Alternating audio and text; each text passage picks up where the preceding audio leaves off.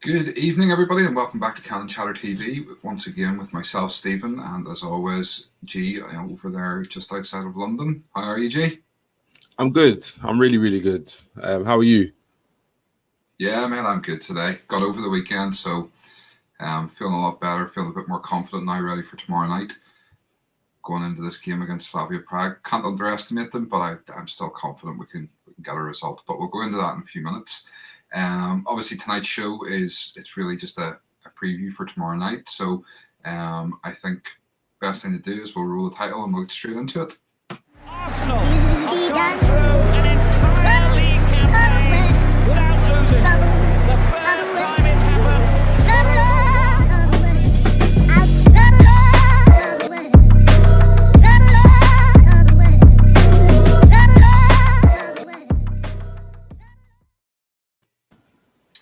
So yes, as I say, welcome back. Hasn't been a great deal going on really since we were here on Monday night for almost 2 hours. And once again, thank you to everybody that tuned into that one. It was a brilliant show. We really enjoyed it. Went on a bit longer than we had expected, so we are doing our best tonight to keep this one an awful lot shorter for you. But do you know what? We got a lot of things off our chest. We talked about a lot of good stuff, and we've had some good feedback from it. People saying how much they enjoyed it, and agreeing with some of the stuff we had to say on some of the players, disagreeing, other people disagreeing, and that's fine. That's what it's all about. Everybody's entitled to their own opinions. And yeah, it was good. So yeah, anything to say, G? Yeah, no, it was a really good show. Like I said, we hadn't planned for the live to go on for that long. To be honest, even kind of leading up to the live, we were obviously, quite deflated given the performance, given the result at the weekend. And for me, I actually thought it would be quite a short show, because I just thought that there wasn't, as much as it was a disappointing result, I don't think, we really wanted to go on about it for too long, but we got into it. The interaction from the fans was fantastic. Loads of comments, loads of opinions, like you said, some that differed from ours, some that kind of echoed what we were saying. And then we got into our whole squad review. So yeah, I really, really enjoyed the show. Watched it back, particularly, kind of taking in some of the comments and stuff that people were flying in. So yeah, massive thanks to everyone who got involved. And that's exactly why, me and Stephen, started up Cannon Chatter. So, keep it coming, guys. Yeah, okay. So yeah, I mean, tonight we just we'll do a quick preview on tomorrow night's game. But first thing I sort of want to look at, you actually sent this through to me last night, and I've had obviously a bit of time to have a look at it and digest it, and just thought we'd get some opinions. So this is believed to be the first official photograph of the new Arsenal kit for next season. What do you think? Well, first of all, what do you guys watching live think? Drop your comments in and let us know. G, what do you think? Yeah, so it's funny because I've seen this kit. I think this is like the second or third time I've seen it. And when I first saw the image, I'll be honest, I didn't really like it. I don't know whether it was the way it was taken or the lighting or whatever it was, but I didn't realize it was actually the same shirt that I had previously seen in just a much better photo. I think the first photo was definitely more professional than this one, where it just looks like it's kind of sprawled out on someone's bedroom floor. But generally, I don't know. You know what I mean? When I saw it, I think I was still kind of seething from the Liverpool game. So I wasn't really too fussed about looking at jerseys or shirts for next season. But you know what? It's an all right top. It doesn't massively shout out at me as being like kind of one of my favorites. And yeah, I completely agree with some of the guys that are popping in the comments. Very similar to a kind of Ajax style jersey. So yeah, I'm not blown away by it. It's not a favorite of mine. Will I buy it? Probably yes. I'm a gooner, innit? So I'll probably buy it. How about you? Do you know what? When you sent it through to me last night, my initial thoughts, were I was in the Spanish Costas, and I'd walked into one of those wee shops along the seafront, and this was on sale for €20. Yeah. it looks like a cheap knockoff. It really does. It doesn't impress me. And if this is next season's kit, yeah, I think Adidas have got it wrong. I really do. I mean, I'll be honest. I think they've got this season's home kit as well a bit wrong. I'm not a massive fan of it. I prefer the away and the third kits. The home kit. First season back, last season's home kit was brilliant. Loved it. Yeah. This just doesn't fill me with a lot of, I want to rush out and buy that. So I think, I like the look of the rumoured second and third kits. I like the yellowy sort of the one. So I think that'll probably be next year's kit. I generally only buy one a season. You know what it is though? It's like I look at it and it doesn't shout out Arsenal for me. It just doesn't. No, it does look like an Ajax top that they've just literally taken the Ajax top and just thrown on our badges. Yeah, it's not like I say, it didn't. I didn't get that. Usually when I see an Arsenal, home shirt in particular, I get that vibe where I'm like, I can't wait till this comes out because I'm gonna buy this. Whereas I just didn't get that with this shirt.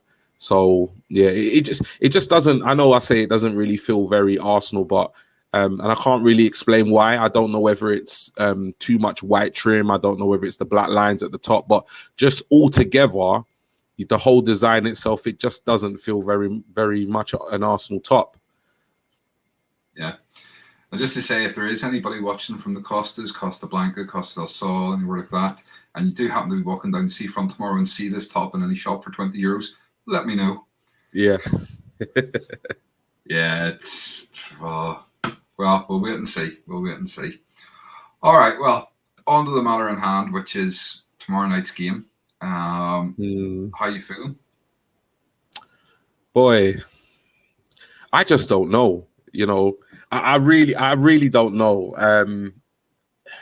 It's like every single time I'm confident and I'm really kind of optimistic about a game, I seem to get it completely wrong with my prediction. So yeah, I'm kind of in limbo. I'm really not sure about this game.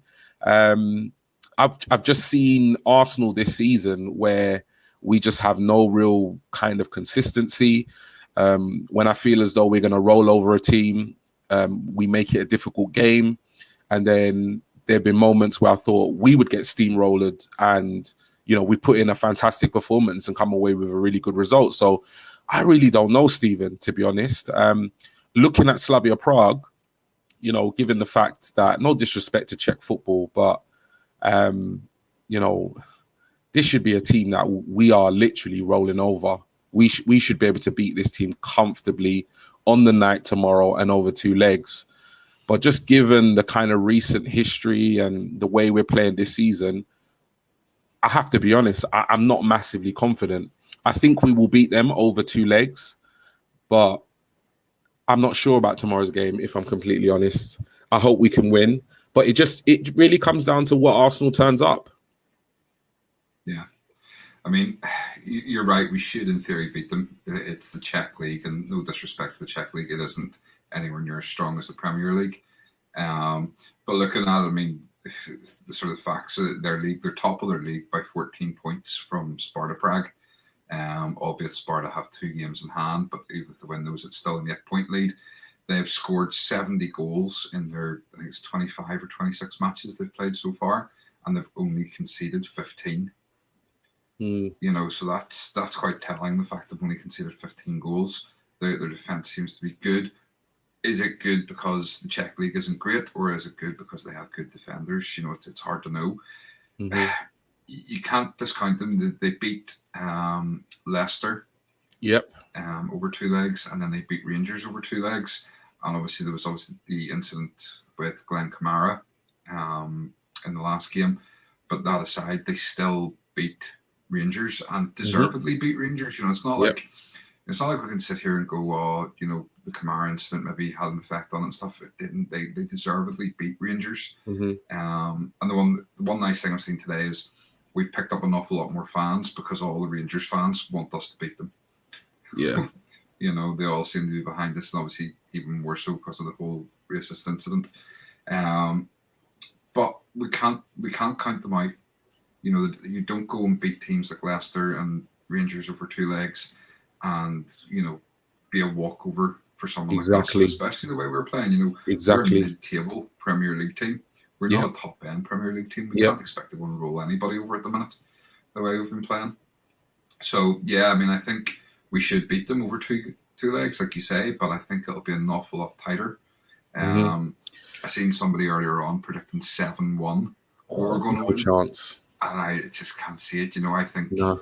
it'll be a 1-0 or 2-1 or something like that, and you know, we'll maybe go away and get a draw. You know, and it'll be a nervy thing. But we'll see. We'll see. And I think, you know what, that's the thing that is making me feel less confident, is the fact that they beat Leicester over two legs. And I know, you know, there are, you know, I didn't watch the actual two games. I had no interest in watching Slavia Prague versus Leicester, but there's lots of kind of excuses or theories as to why Leicester lost. You know, they were concentrating on the league or the FA Cup, and they had injuries or squad depth. But at the end of the day, you know, if we were to think about it realistically, if we were sitting here looking forward to tomorrow's match and we had Leicester across two legs, how confident would we be? And this is a team that actually beat Leicester across two legs. So for me, you know, obviously, you know, 90 minutes of football or 180 minutes of football, anybody can turn over anybody. But nonetheless, they have, you know, they can play football. They're pros. And the fact that they beat Leicester over two legs, I think, is what is actually making me think, well, look, you know, they must have something about them. And if we turn up anything less than on point, 100% across those two legs, I think we could be in potential trouble with this team. So yeah, I mean, as Mark says there, Rangers or Leicester couldn't score a goal against them at home, so can't take them lightly. Yeah, you know, they do defend well. Now they are going to be missing their first choice goalkeeper, who Collar, I think he's called, fractured his skull against Rangers. And then obviously we'll talk a bit more about a couple of their sort of standout players, but they're also going to be missing Kudela, who's obviously the guy who was involved in the racist incident with Glenn Kamara. He's been given a 1-game suspension. There was a lot of talk that he had been left out because of fitness or things like that, and people saying, "Oh, he's a coward. He didn't want to come to London," and this sort of thing because he'd get arrested. He was actually suspended by UEFA yesterday for 1 game, pending the investigation. So that's the reason he's not there. Okay, well, let's have a look at your starting 11.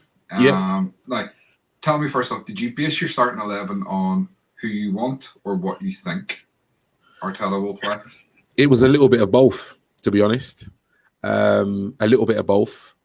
So if I kind of go through it, I'll take you kind of through, man for man, in terms of the setup. So the setup moving forward seems to be, this is the way we're going to play tactically in terms of formation. So for me, Leno in goal, he's our number one. I kind of say it, every live, and I don't want to sound repetitive, but as much as I'm completely not convinced by Leno, and I kind of shared that in one of the last lives, I think it was the live with Damien, where he put the question to us about what was our honest opinion. I do think he gets sometimes the simplest or the most basic things wrong, but then, he'll pull off a spectacular save. But nonetheless, he is our best goalie. So given the fact that this is a huge game for us in our season, I'm going to have to start with Leno in goal. I'll go from the left first. So Cedric, obviously we got the news today that Tierney has damaged his Lee ligaments. And it looks as though he will be out for up to 4 to 6 weeks. Chances are he probably won't feature for the rest of the season. So at this stage, I thought to myself, well, who can I put in at left back? And it took me a while to kind of think of who I could put there, because I thought, well, no, Saka's been playing upfield for however long. But we just haven't seen Cedric. So it's almost like, it took me a while to kind of figure out who is our second choice left back. So Cedric for me is probably, in my opinion, the best player to deputise for Tierney given the circumstances. So it'd be nice to actually see him on the field, because I can't really explain why the guy's not getting games, particularly with some of his most recent performances before he was dropped. despite Gabriel's, what I would say, Gabriel's dodgy performance against Liverpool. I won't say it was a bad performance because I think arguably in the first half he was our best defender, but he did make some individual errors in the second half. I would start with Gabriel because at this point I still feel as though Gabriel is our best and most reliable centre back, given who is actually available. So I would start with Gabriel in the left centre back position. Now, for me, after that Liverpool game, I just could not legitimise playing Holding. I just couldn't do it. He was the first person to come to mind because I was thinking, okay, we need a right-sided centre-back. Luiz is out probably for 4 to 6 weeks as well. He's had minor surgery. But just after that match, I just thought to myself, no, I just can't pick Holding for this game. And there's been a lot of debate recently about, playing Gabriel and playing Mari together. They are two left-sided centre-backs. And to be honest, traditionally, I've always been accustomed to when I've played Football Manager and stuff like that, I always play a right-sided and a left-sided. I've never really played two left-sided. However, I just think, you know what? Give it a go. I think these two guys are our best centre-backs. So, let them play together. Let them have a game and see if it can work. It's a risk. But to be honest, I think playing Mari there is a better option than playing Holding, in my opinion. Bellerin, right back. I didn't really want to pick him, to be honest. But for me, Cedric has to play at left back. And I'm just not convinced by Chambers at right back. I think he is a centre back by trade. And I don't particularly think he's a good centre back by trade. I think he's more of a kind of versatile utility squad player. He kind of, his role is more to kind of fill a gap if we need it. And as much as Bellerin's performances haven't been consistently great, there's a lot of, rumours and talk about him leaving this summer, which I think will probably happen. And if he does go, I won't particularly miss him. I think he's our best option at right back at this stage in terms of who's available and the injuries we have. In midfield, I'm going to go for Xhaka and Thomas Partey. This is a massive game for Thomas Partey. I feel as though he's come into the side with a big reputation. He's been really struggling with injuries. We've seen a lot more of him lately. Again, I don't think he's at his best. I think it's going to take time, given the fact he's coming back from injury, given the fact that he is transitioning to a whole different league, culture, language, etc. But it would be really good if Partey could have a massive game. We need him to have a massive game because he's our most gifted player in that position. I'm going to go with Xhaka next to him because I've heard through the grapevine, through Twitter, that Xhaka will be available for this match. And again, after Liverpool's game, I can't start Ceballos. I just can't. His performance was awful. And I'm not a massive fan of Elneny whatsoever. And, for me, I know Xhaka has his doubters. I am one of them.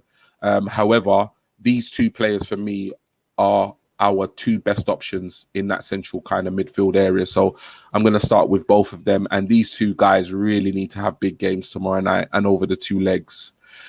In the number 10 position, I'm going to go with Smith Rowe. I wasn't massively impressed with Odegaard in the last game against Liverpool. And to be fair, I don't want to single him out because I think everybody played badly. But I've also heard that he might have picked up a slight knock. And also that he's going to have a kind of late fitness test. So for me, I just can't realistically see him being in contention to start in this match. And it will be really nice to have Smith Rowe back. I think he's one of the players that he's come into the team after Christmas. He's literally, lifted this team. He's carried this team in so many important games since then. And I really feel like this is a game made for Smith Rowe. He understands what it's about. He's a gooner. And given the importance of this match, I expect him to come in to have a good game and really kind of impact us offensively moving forward. On the right-hand side of the front three, I've gone with Saka. If this guy is fit, he has to play. He obviously has been quiet most recently. He's had an injury, but But for me, given the importance of this match, for me, if Saka's fit and ready to play, I have to play him. I've not seen enough from Pepe to suggest that Pepe deserves a start over Saka at this stage. So for me, Saka's playing on the right. I'm going to go with my player in the middle first before I get onto the left-sided situation. But yeah, Lacazette up top. I've expressed that I feel as though Laka needs to be moved on in the summer. However, that's more of a kind of long-term plan in terms of Arsenal. I think obviously he's at an age where his game will deteriorate. He's got some market value, and I just don't think he's clinical enough or ever going to be the player that we need to win the league with, which means he's going to get 20 to 25 goals. Having said that, he has been a consistent, good performer this season.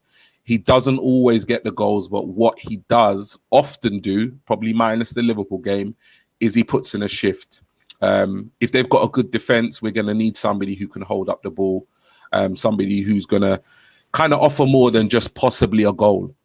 So for me, Lacazette is going to start up front and hopefully gets a couple of goals and builds his confidence moving into the end part of the season.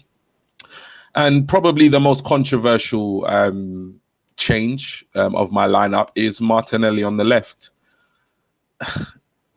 I just thought to myself, you know what? I'm just fed up of having this conversation all the time about what does Aubameyang offer other than scoring goals. And the truth is, he offers nothing when he doesn't score goals.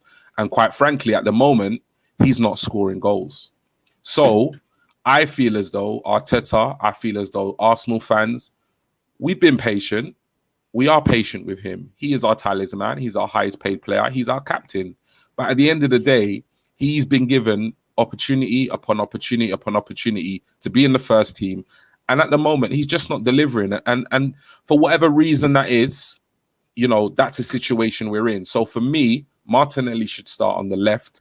I think even if Martinelli doesn't score in tomorrow night's game, one thing you will know he will do is he will work his socks off. He will chase down every ball. And hopefully if he gets an opportunity, he'll tuck it away. So that's my team. Yeah, good team. Do you know what? I can't fault any of your reasons. It's a lot of the players pick themselves. And I think, as we said the other night, it's more a sad indictment of the strength of our squad that some of these players pick themselves. I mean, you'll see my team in a wee sec. I had the same thing, Xhaka coming back in straight away. But again, not so much necessarily because I think he's good enough, but he's better than anybody else that we have, you know, with maybe the exception of Partey. So yeah, it is what it is. So I mean, here's my team.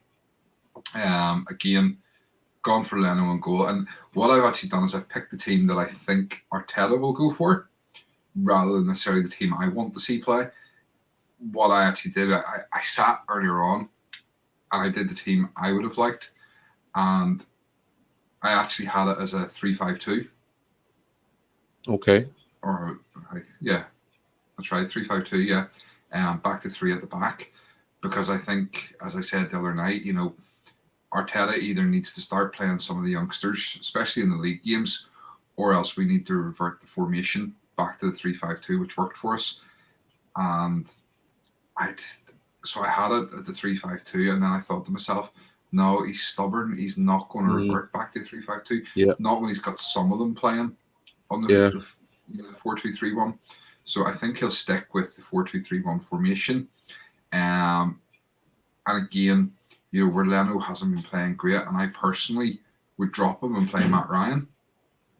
I can't see Arteta doing that. So, you know, I think Leno will start in goal. At right back, I went for Chambers over Bellerin. I don't know what it is, but Bellerin doesn't seem to be he doesn't seem to be in the thoughts right now. He hasn't played in 5 or 6 games at least. And he's been in the squad, but he's not getting on. He's not starting games. You know, Chambers being picked over him at right back kind of says a lot to me about how much Arteta maybe thinks of him now. So I don't see any reason why he would bring Bellerin back in. If anything, he could maybe bring Bellerin back in at the weekend. But there is something else that I seen today, which I'll talk about in a wee minute, which makes me think that, Cedric's going to play at left back today, because there could be a possible change against Sheffield United in that position. Centre backs, I think Gabriel, for me, Gabriel, as you say, has been our best central defender. He's the most agile. And I think when you look at a couple of their forward players that we have to be particularly mindful of, we need his speed and the fact that he'll stay up on his feet and stuff. They have a tricky winger there, Sima, who we've actually been linked with. Who, could cause some problems. So I think Gabriel and I think Holding will play, much as, like you said, he was shocking against Liverpool. And I personally wouldn't pick him. I just think that it's more likely Arteta will pick him than go for Mari and Gabriel together, purely because it's that right-footed and left-footed. And when you're playing out from the back, it's the way you shape your body is better, having a right-footed and a left-footed in those positions. Personally, if it was me, I'd have picked, as I say, Mari. I'd have probably picked Gabriel, Mari and Holding as a back three. But as I say, I can't see Arteta changing the formation. Xhaka comes back into the midfield, and again, as I've already touched on, it's not so much that he's great. It's the fact that he's the best of what we have, and alongside Partey, I think this is the time now we need Partey to step up. He's had one or two good games. He's had a few glimpses where you think, he's world class, brilliant player. But a lot of the times he hasn't quite been at it. He's looked tired. I know he's coming back from injuries and stuff, but we need more from a player that we spent £45 million on. So, he really needs to step up now with the remainder of this season. So I'm hoping that he has a big game. On the right, like yourself, Saka's fit. He plays. It was sort of do you put Pepe in? Do you put Saka in? But I think if Saka's fit, he has to play. Smith Rowe. I think Odegaard is facing a late fitness test. He's got a knock on his ankle that he picked up on international duty. And I just think that, there's a good chance that Arteta won't risk starting him. Because we're going to need him for the rest of the season. We can't afford to have anything happen to him. So I don't think he's going to start him. He may come on the second half later on if we need him, if we need to try and find a goal. But I think he'll probably sit on the bench and Smith Rowe will start this game, which I'm happy about, putting Smith Rowe in at the 10, that's his natural position. And I think he's going to be where he's going to be most effective going forward. On the left then, like yourself, it was that sort of tricky thought of, do you put Aubameyang there? Do you put Martinelli there? Do you put, Willian there? Do you put Pepe there? Do you put Saka there? We have options. I think he's going to go with Willian. I don't know why he doesn't seem to want to put Martinelli in from the start. If it was me personally, again, I'd have put Martinelli in, but I just think Willian hasn't featured for a bit, and that quite often seems to be the way as well with Arteta, that if someone hasn't played for a few games, he sticks them in. And again, it's another one of these things that kind of makes me question Arteta and whether he is the right man. I'm still willing to give him the chance, but it is another, sore point with me. It's the same with his subs and timing of his subs. I seen a thing came out today actually on subs. His average timing for subs is 71 minutes, which is the latest into the game. It's too late in the game of the Premier League, and he uses all 3 subs in every game. Then up top, I went for Aubameyang, purely because I think Arteta will go for Aubameyang. Like yourself, I probably wouldn't have picked him. You've left him on the bench. I think Arteta will play him. So that's my team. The team I had picked, as I say, was a 3-5-2, and if I try and remember what I had Leno in goal. No, sorry, I had Matt Ryan in goal. I had Gabriel, Mari, and Holding. Then my 2 wing backs were Saka on the left I think I put Bellerin on the right. Mm. Then Xhaka and Partey. That's 3, 4, that's 7. Then I had Smith Rowe. Smith Rowe. Pepe. And Martinelli. Okay. I think that was it. Yeah. Smith Rowe, Saka, and Martinelli. So that was my 11, but it's not realistic. Yeah. So yeah, I mean that's it. Just a comment here from Ryan, which is how come neither of you chose Joel Lopez? I don't know. Is Joel Lopez a player you're familiar with, G? Yeah, so he's a left back. He plays left back. He's obviously playing for the under-23. So I've heard good things in terms of like watching him play. I haven't watched a lot of him in terms of like live football, but I have heard that Arteta is particularly keeping tabs on him, and I'm guessing that's because of the situation we have at left back. And I think probably moving forward between now and the end of the season, he's probably going to feature at least on the bench for the remaining of the games with Tierney being out. But having said that, I can't really legitimize starting him against Slavia Prague. I think it would be quite risky to throw him in against Slavia Prague, given the importance of the match. I think it would be much better to introduce him into one of the Premier League games, because let's face it, between now and the end of the season, I know there are still 7 or 8 games to be played, but realistically, our only chance of any silverware or getting back into Europe next season is the Europa League. Unless we go on a phenomenal run and win every single game left till the end of the season and teams above us drop significant points, it's not going to happen. So I would be more inclined, in my opinion, to play Cedric as left back in the Europa League games, or even put Saka there, but more of a player that's had more senior appearances. But you know what? I'm all for giving Joe Lopez a go in the league, because let's face it, there's not much to play for in the Premier League. Yeah, and I mean it's funny, obviously, Ryan, you asking this question and me having a picture of Joe Lopez teed up. Yeah, I thought you got that quick. This is yeah. This is what I was referring to when I said I think there'll be something different, maybe at the weekend. This is actually a picture from training today.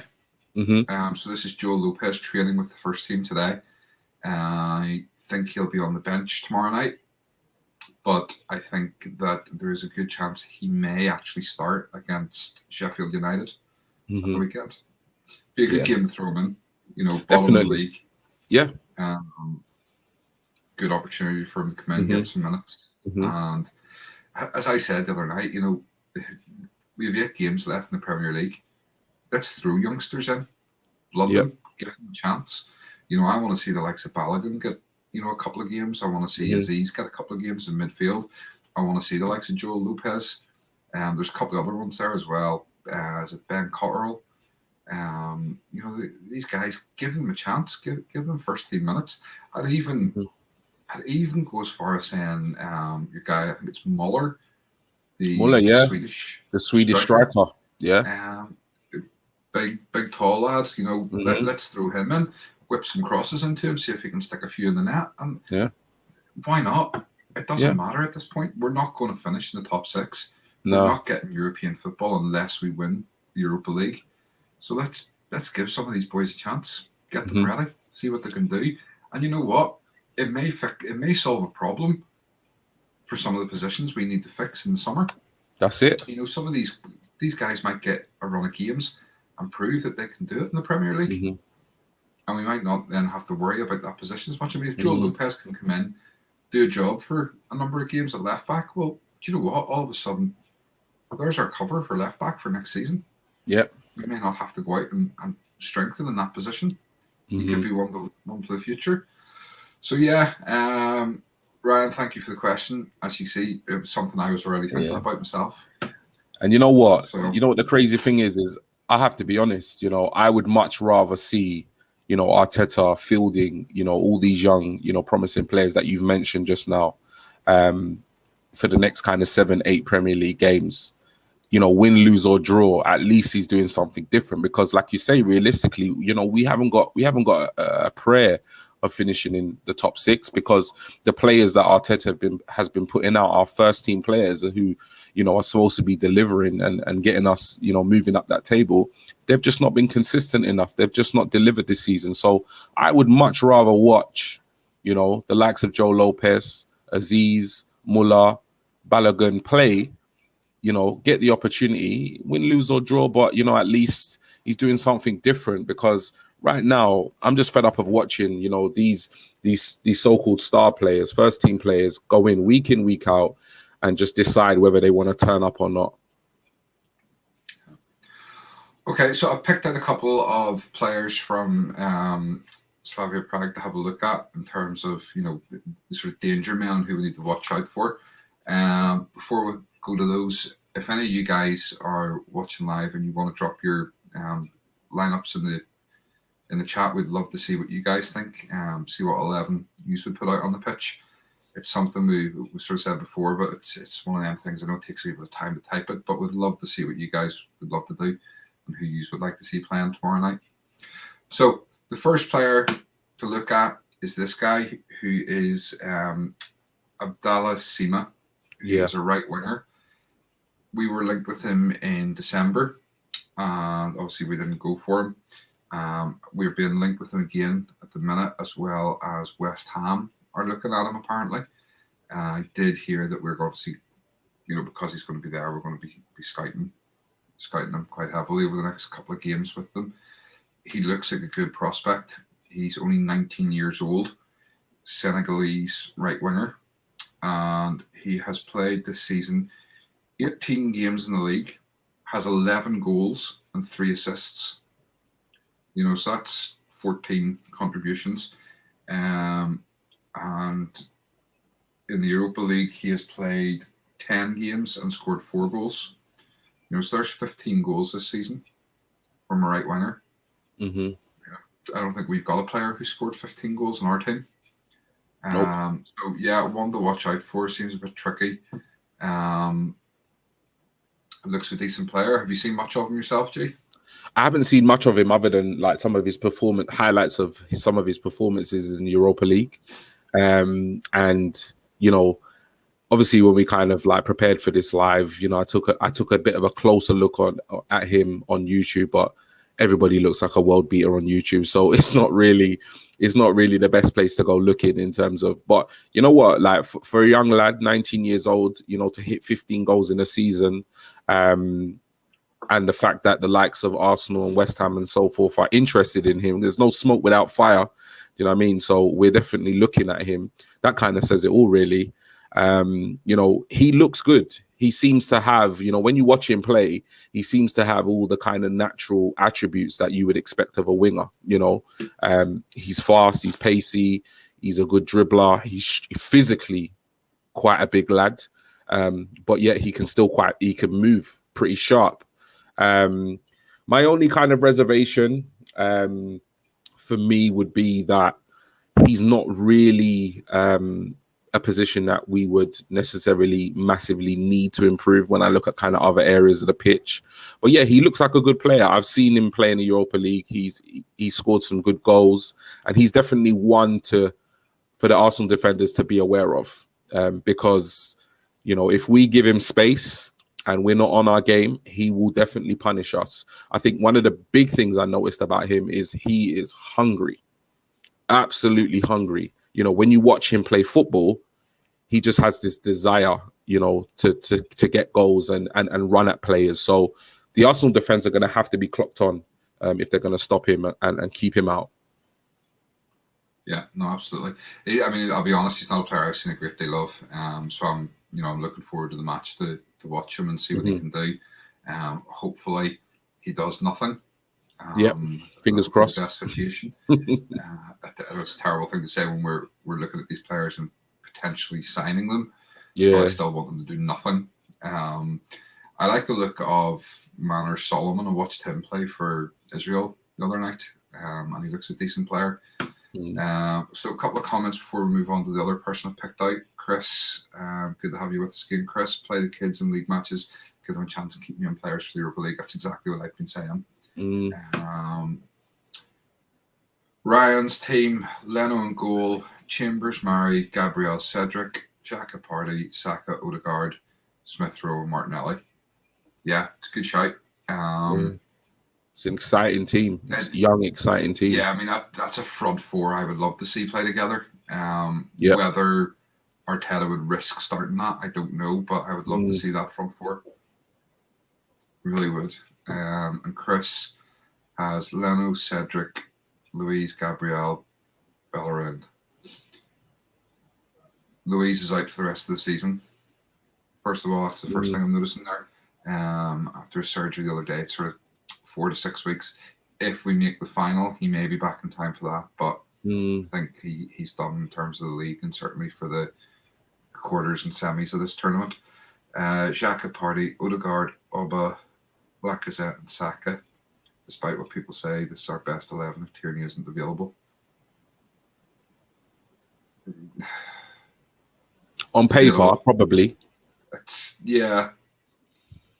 But not really performance wise for some of these players though, if I've got to be honest. It's a strong lineup, like, do you know what I mean? It's a strong lineup.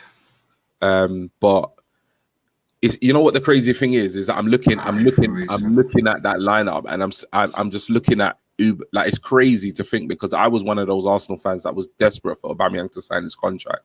But I've got to be honest, I'm getting tired of his poor performances, and I'm looking at his name, and I'm just thinking to myself, he's just you got to bench him, because he's just not delivering. He's just not delivering, and that's crazy. That's a crazy turnaround. One quick question, Chris. Who's our best right back? Obviously, because you said if Tierney isn't available, so you've got Cedric then on the left, I presume. So, who's our best right back? Okay, while you're doing that, Chris, we'll have a quick look at this other player who is, where have I got it? Jan Kuchta. Now, forgive me, I'm probably butchering these names, but Jan Kuchta is a 24-year-old Czech centre forward. He has played 19 games this season in the league and scored 12 goals. And in the Europa League, he's played 8 games and scored 2 goals. So he is their top goal scorer in the league, and seems to be quite the threat. Again, not one I've seen much of, because I'll be honest, I don't follow Slavia Prague. I don't follow the Czech league. So I'm not going to be one of these people who sit here and pretend they know every player in the world. I don't. I only found these players out today when I was looking up facts on the match and stuff, and trying to find some players that we could talk about. So I'm not going to sit here and pretend I know him and he's a world beater and stuff. He might be great, he might be rubbish, he might be doing well in a poor league. I don't know. But he's certainly, with that level of goals, he is one to watch. In terms of tomorrow night, we need to make sure that to keep an eye on him, because he obviously has got an eye for goal. Yeah, I have to be completely honest. I'd never heard of him before today, and the only reason why I'd heard of Sima is because he's one that we've been linked with. On Twitter, you see the rumors, circling. You see the retweets, so that's why I kind of know a little bit about him. But no, this geezer, I didn't have a clue who he was. But nonetheless, like you said, given his stats, he is their top goal scorer. So just like when we was playing Olympiacos, I can't even remember the guy's name now, who, what was it? El Arabi. Just like Olympiacos, El Arabi, seemed to love scoring against Arsenal every time we played them. So, you can't write off these players. They are professionals. They are playing in, a league that is nowhere near as competitive as the Premier League, but he knows where the goal is, and if the Arsenal defenders are not on their game, then, I'm sure he would happily tuck away a few goals. So they need Gabriel, Murray, Holding, whoever plays, they just need to keep him quiet for 2 legs. Please keep him quiet. Ryan's probably the man to ask. Ryan seems to know these guys. We need a Twitter thread. We need a Twitter thread, Ryan. Yeah, absolutely. All right. well, that's kind of that. Chris, probably on performance, I would pick Cedric, more consistent with Bellerin, who seems to the step in the last 18 months. His pace seems to have gone, which was his main part of his game, absolutely, because he can't cross and he can't defend. Cedric is well, apart from the error against Villa, he's pretty faultless. Yeah. What are you laughing at? Just laughing at your analysis of Bellerin is brilliant. Do you know what? I'm not hiding my feelings on it. I've seen again over the last couple of days more reports that he's gone in the summer, and honestly, if they need me to start the GoFundMe page for his taxi to the airport, just let me know. Yeah, the writing's on. I think the writing's on the wall for Bellerin. Yeah, listen. He never lived up to the potential. That we all thought. We all thought he was going to be this world-beating right back when he came into the team. And I mean, you think about it. We had signed Debuchy from Newcastle. Yeah. And everybody thought, Matthew Debuchy was going to be, this great right back for us. And he got injured, and Bellerin came in for him. Debuchy never really played. I think he played 1 or 2 games after that, then went out on loan, the following season. And Bellerin that was it. We all thought, here's this kid, he's going to be brilliant. He's come from the Barcelona academy and stuff like that. And he just never lived up to it, in my opinion. And, his injuries, he's lost a yard of pace. But all he ever really had was pace. He never was great at defending. He has a tendency to cut inside and could cut out position, which means that whoever is the right-sided centre-back is always having to cover for him. And I think that's where the 3 at the back worked last season when we had Bellerin at right back, because there was 3 people still at the back covering. So when it meant that one person got sucked out to cover his position, it wasn't so bad because there's still 2 in the middle. And I mean, even if you look, everybody talks about, how good he was in the likes of the FA Cup final and how he set up, that crazy run he did for Pepe, then crossed the ball in for Aubameyang to score the winner. Or scored, was the winner, wasn't it? He actually got tackled. Yeah. And it was the tackle that got the ball to Pepe. It wasn't Bellerin. Yes, it was a great run, but if he hadn't been tackled, the likelihood is that ball wouldn't have ended up in the net. And that's the sad reality of it. It could have all been so different if someone hadn't tackled Bellerin. Bellerin has gone playboy lifestyle and lost focus for me. I think he assumed he had the position set and doesn't feel like he is trying to get in the team. Yeah, I'm not necessarily sure the playboy lifestyle is right, but obviously his modelling and stuff. But do you know what I think it is? He just needs to get a good steak. Have a sausage bap or something. Get a hamburger in you. He just needs a bit of meat. No, that's terrible. I shouldn't take anything from people who are vegan. Obviously, it's their choice, but I don't rate Bellerin, and I'll be glad to see the back of him. I honestly will. And he's another one that splits the fan base, so it is what it is. Okay, that's kind of it. Guys, if you have any questions or any more thoughts, or anybody else wants to share their lineups. Sorry, what's your score prediction? I haven't asked that. I was literally just going to say that to you. I was like, what are you going to go for a scoreline? Oh, gosh. Oh, God.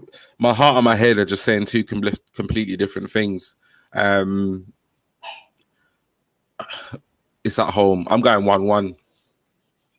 I'm not confident. Yeah, I'm really not confident. Like, I'm not. Like, I'm not being negative, at all. I just feel as though it's going to be a tricky game, and it just depends on what Arsenal comes out, But for me, I think it's going to be a close game, and I think it's going to be 1-1. I really hope it isn't. I hope we absolutely annihilate them, but I think it's going to be a tense 1-1 affair. I'm going for 2-1. I think we'll go a goal down, as we usually do in these things, and I think that I think we'll score start of the second half, and then I think we'll nick a winner later on. Okay. So, okay. Yeah, guys, any questions, drop them in before I just tee up here G to do his favorite part of the show. I have a feeling away goals are going to be crucial in this two-legged tie. I just have that feeling, yeah. Could well be. Right, G, do you want to do your favourite part? Yes, my favorite part, what I'm known for, I guess. So, yeah, guys, thank you for obviously tuning in as always. Massively appreciate all your support. And whether you're watching this now from wherever you are in the world or you're watching this later on, you can follow us on all our socials. So on Facebook, we are Cannon Chatter. Very easy to find. There's only one of us. And Instagram, which is at Cannon_Chatter. Okay, so please do follow us there. We're also on Twitch, which is a Cannon Chatter. And you can also follow us on the platform which most of you probably know us from, which is Twitter. And that's at Cannon Chatter. But you can also follow and interact with both myself and Stephen, as most of you do now, which is Stephen's Twitter account is at SB Cannon Chatter. And my Twitter account is at G Talks Arsenal. If you are watching this live and you haven't subscribe to the channel, please do. If you are watching this at a later date, maybe later tonight, tomorrow morning, or before tomorrow night's game, please do subscribe to the channel. We do really appreciate all your support. We really do want your feedback. Continue to kind of interact with us, send us a DM, comment on our tweets, watch the shows, and most importantly, if you don't really want to miss anything, turn on those notifications, because that's the only way you're not going to miss out on any of our shows coming up. So yeah, cheers guys. Excellent, thank you. Right, couple of questions. I'm going to come to this one first because I want thoughts on Zaha rumors. I haven't seen any rumors today or in the last couple of days, so can you fill me in on what you're talking about, Ryan? And we'll come back to that in a wee sec. Chris, what do you think of the rumour Arteta would sell Saka to fund the squad rebuild? I'm not going to lie, me and Chris talked about this earlier on. So what do you think, G? You know what? If Arsenal, I'm not even going to say Arteta, I'm going to say Arsenal. If Arsenal Football Club sells Saka to rebuild this squad, yeah, I don't even know what to say. I don't even know if I can't even actually say what I'm actually thinking live on the stream, because for me, don't get me wrong, I know there's an argument that, we could get 150 million pounds for him and we could put that into rebuilding the squad. But look, if we are an ambitious club and we're looking to actually, go out and actually challenge for the Premier League, get back into the Champions League, it makes sense to keep Saka, because people might say, take 150 million. And then what? The whole world of football know we've got 150 million. And then every single player goes from 20 million to 80 million within a single breath. So I just don't see selling Saka for 100 million, even 150 million at this stage, good business. I just don't see it. We need to keep hold of him.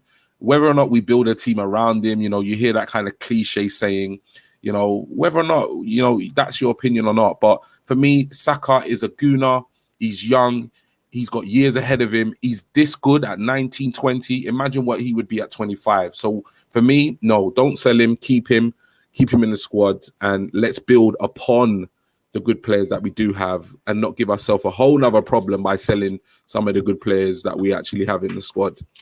So yeah, I'm not a fan of that theory.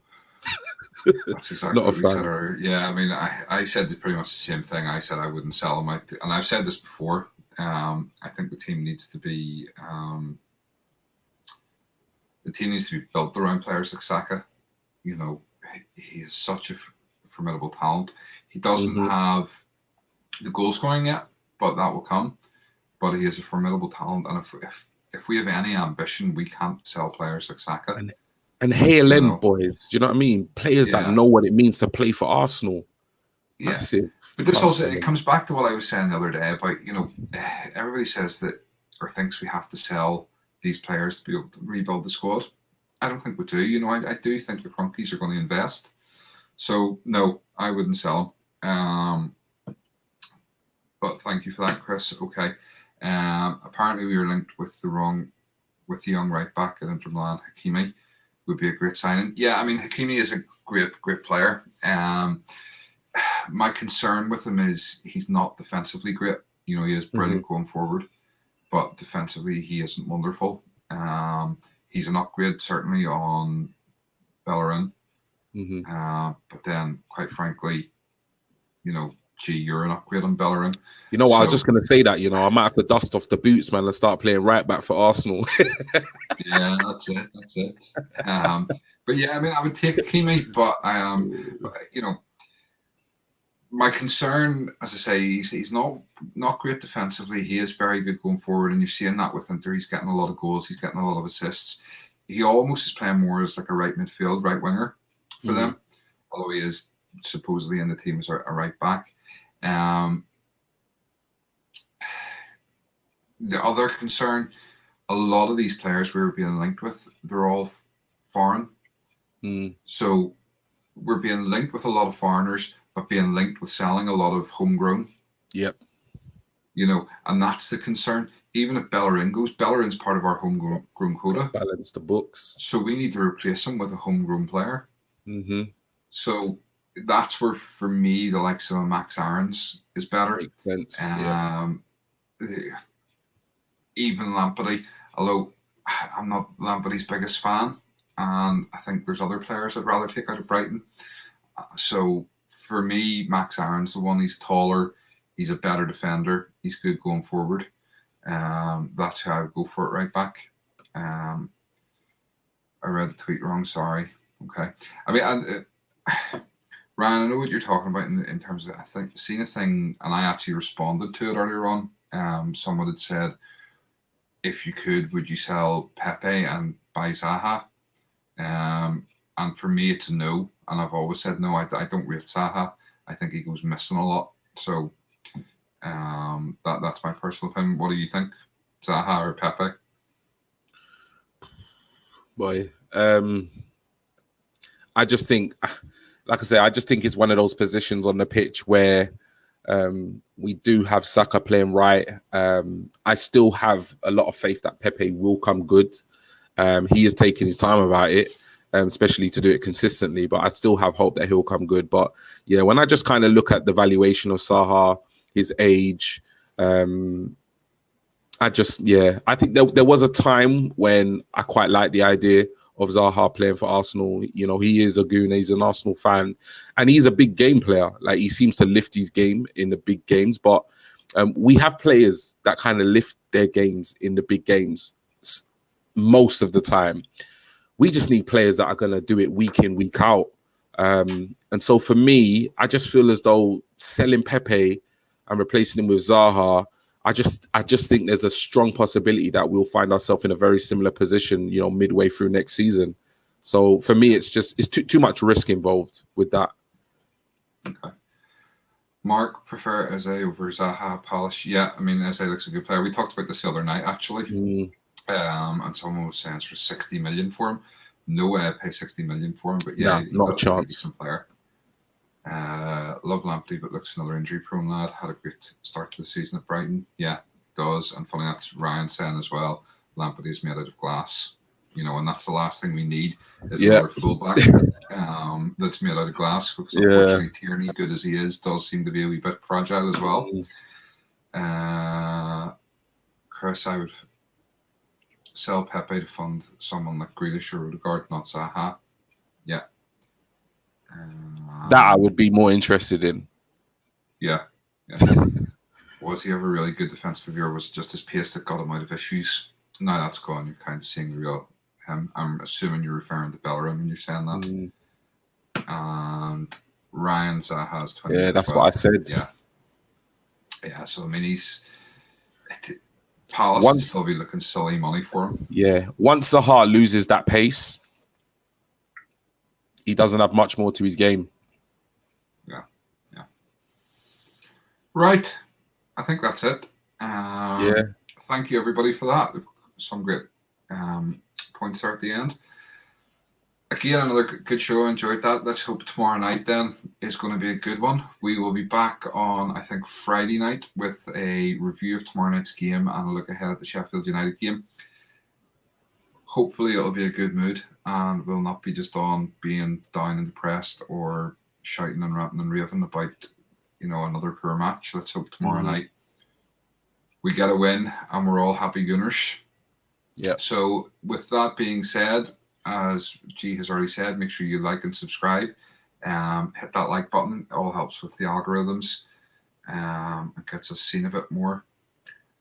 Yes, Bellerin. Zaha has one move left. He would want silly wages because of that. True. And Martinelli will score tomorrow. Great. All right. Thank you, guys. With that said, I am getting out of here. So good night from me. And G, you can have the last word. Yeah. Good night, guys. Watch the match. Let's hope we get the victory, and we'll see you on Friday.